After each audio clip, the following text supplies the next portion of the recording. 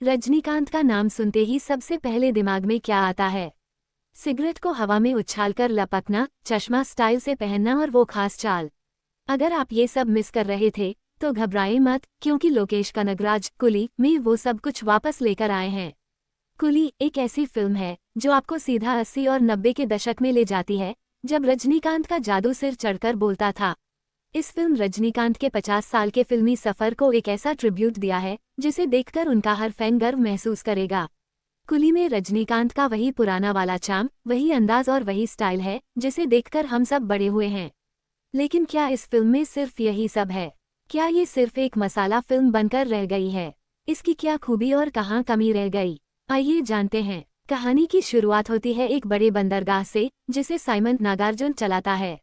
ये बंदरगाह सिर्फ जहाज़ों के आने जाने का अड्डा नहीं है, बल्कि यहाँ सोने और हीरे से भी महंगी घड़ियों की तस्करी होती है। इस पूरे गोरखधंधे को साइमन का दाहिना हाथ दयाल सोबिन शाहिर संभालता है। इसी बंदरगाह पर 14,400 मजदूर, जिन्हें कुलियों के नाम से जाना जाता है, काम करते हैं। दूसरी तरफ हम मिलते हैं देवराज उर्फ देवा रजनीकांत से। देवा एक आलीशान हवेली में रहता है जिसे उसने हॉस्टल की तरह बनाया हुआ है। इस हॉस्टल के कमरे को वो छात्रों और जरूरतमंदों को मामूली किराए पर रहने के लिए देता है। एक दिन देवा को खबर मिलती है कि उसके पुराने दोस्त राजशेखर सत्यराज का निधन हो गया है। जब वो राजशेखर के घर जाता है तब उनकी बेटी प्रीति श्रुति हासन उसे बेइज्जत करके घर से निकाल देती है। ऑटोप्सी रिपोर्ट में राजशेखर की मौत की वजह हार्ट अटैक बताई जाती है, लेकिन देवा को एक असली रिपोर्ट मिलती है जिससे पता चलता है कि उसकी मौत छाती पर कई वारों की वजह से हुई थी। देवा जब इस मामले की जांच करता है तो उसे अपने एक दोस्त से पता चलता है कि 5 साल पहले राजशेखर ने आवारा कुत्तों और पालतू जानवरों के लिए एक मोबाइल शमशान बनाया था जो प्रदूषण को कम करने में मदद करता था। लेकिन उसके इस आविष्कार का पेटेंट खारिज किया जाता है क्योंकि अधिकारियों को लगता है कि अगर ये गलत हाथों में पड़ गया तो खतरनाक हो सकता है। लेकिन साइमन को इस शमशान के बारे में पता चलता है। आगे जो कुछ सामने आता है वह चौंकाने वाला और दिमाग हिला देने वाला है और आपको ये देखने के लिए थिएटर का रुख करना होगा। कुली एक धमाकेदार फिल्म है। इसे रजनीकांत के 50 साल के सफल फिल्मी सफर का एक बड़ा जश्न भी कह सकते हैं। इसे देखने के बाद आप सिनेमा हॉल से बाहर मुस्कुराते हुए निकलेंगे। इस फिल्म में एक्शन, इमोशन और ड्रामा का ऐसा तड़का है जो आपको आखिर तक अपनी सीट से हिलने नहीं देगा। इसकी कहानी थोड़ी कॉमन और प्रेडिक्टेबल लग सकती है, लेकिन जिस शानदार तरीके से इसे दिखाया गया है वो कमाल है। खासकर क्लाइमेक्स में इतने जबरदस्त ट्विस्ट हैं कि आप हैरान रह जाएंगे। वॉर 2 वालों को इससे सीखना चाहिए। फिल्म की सारी जान रजनीकांत में बसी है। साथ ही आमिर खान का कैमियो और उपेंद्र की एंट्री फिल्म के आखिरी हिस्से को और भी रोमांचक बना देती है। लोकेश कनगराज को उनकी स्टाइलिश और मास ओरिएंटेड फिल्मों के लिए जाना जाता है। उन्होंने एक बार फिर अपनी सिग्नेचर स्टाइल को कुली में बखूबी पेश किया है। उन्होंने फिल्म को एक खास अंदाज में बनाया है जिसमें धमाकेदार background music, raw action sequence और एक शानदार कास्ट का परफेक्ट कॉम्बिनेशन देखने को मिलता है। उन्होंने रजनीकांत को बहुत समय बाद एक ऐसे अवतार में दिखाया है जिसे देखकर उनके फैंस खुशी से झूम उठेंगे। हालांकि कुछ जगह पर ये फिल्म उनकी पिछली फिल्मों जैसे विक्रम या कैथी की तरह बेहतरीन नहीं लगती, लेकिन फिर भी इसे देखकर आप जोर से ताली बजाने पर मजबूर हो जाते हैं।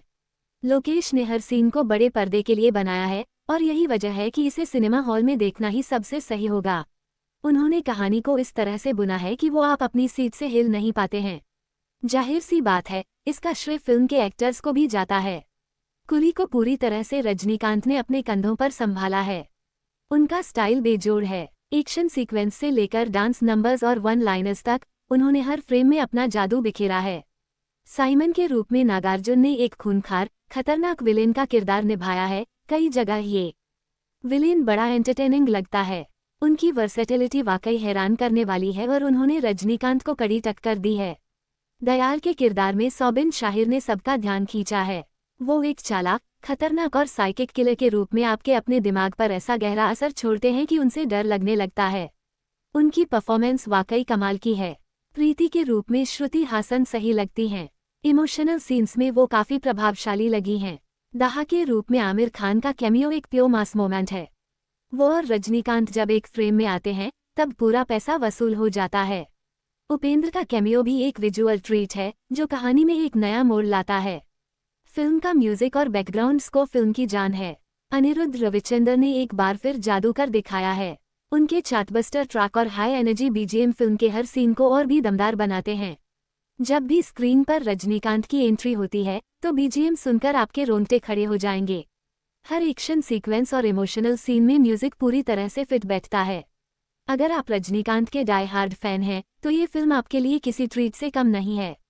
इसमें रजनीकांत का वो अंदाज देखने मिलता है जो आपको सालों से देखने को नहीं मिला था।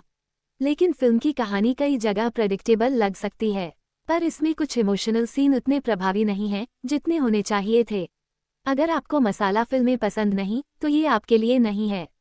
कुल मिलाकर कुली एक ऐसी फिल्म है जिसे आपको बड़े पर्दे पर ही देखना चाहिए।